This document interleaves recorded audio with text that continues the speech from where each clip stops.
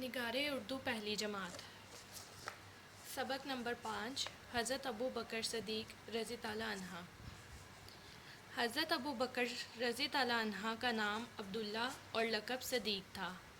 آپ رضی تعالیٰ عنہ ایک تاجر تھے، اپنی نیک نامی میں بہت مشہور تھے۔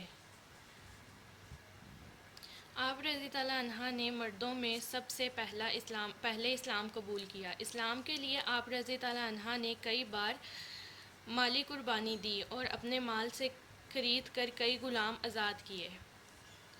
آپ رضی تعالیٰ عنہ حضور صلی اللہ علیہ وسلم کے بعد پہلے خلیفہ بنے۔ حضرت ابو بکر صدیق رضی تعالیٰ عنہ معاملات میں بہت ہی کھڑے اور سچے انسان تھے۔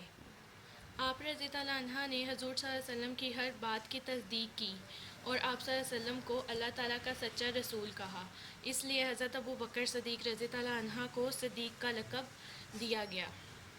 مکہ میں مسلمانوں پر کافروں کا ظلم بہت بڑھ گیا تو اللہ تعالیٰ نے مسلمانوں کو مکہ سے مدینہ کی طرف ہجرت کا حکم دے دیا۔ ہجرت کے سفر میں حضور صلی اللہ علیہ وسلم کے ساتھ حضرت ابو بکر صدیق رضی تعالیٰ عنہ بھی تھے۔ آپ صلی اللہ علیہ وسلم کے ساتھ حضرت ابو بکر صدیق رضی تعالیٰ عنہ بھی غار ثور میں ٹھہرے، اسی لیے آپ رضی تعالیٰ عنہ کو یار غار بھی کہتے ہیں۔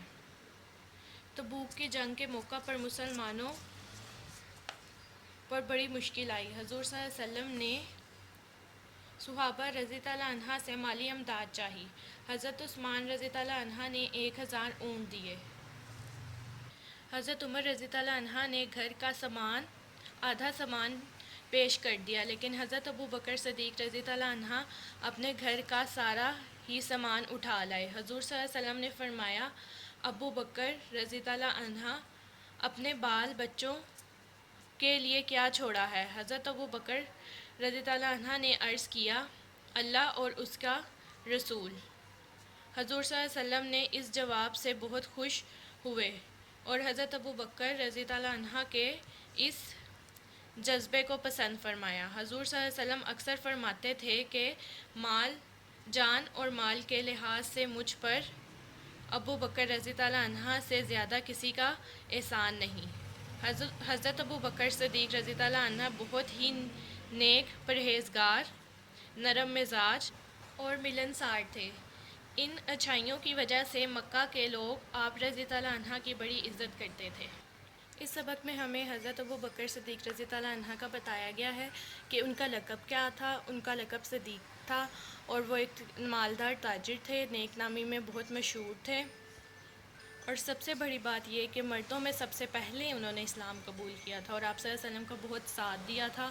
آپ صلی اللہ علیہ وسلم کے ساتھ جو ہے وہ غار ثور میں ٹھہرے تھے۔ اپنے گھر کا سارا مال سامان وغیرہ جو ہے وہ انہوں نے حضرت محمد صلی اللہ علیہ وسلم کے لیے کر دیا تھا، اور وہ بہت نیک، پرہیزگار، ملنسار تھے، اور اپنی انہی اچھائیوں کی وجہ سے مکہ کے لوگ بہت عزت کرتے تھے ان کی۔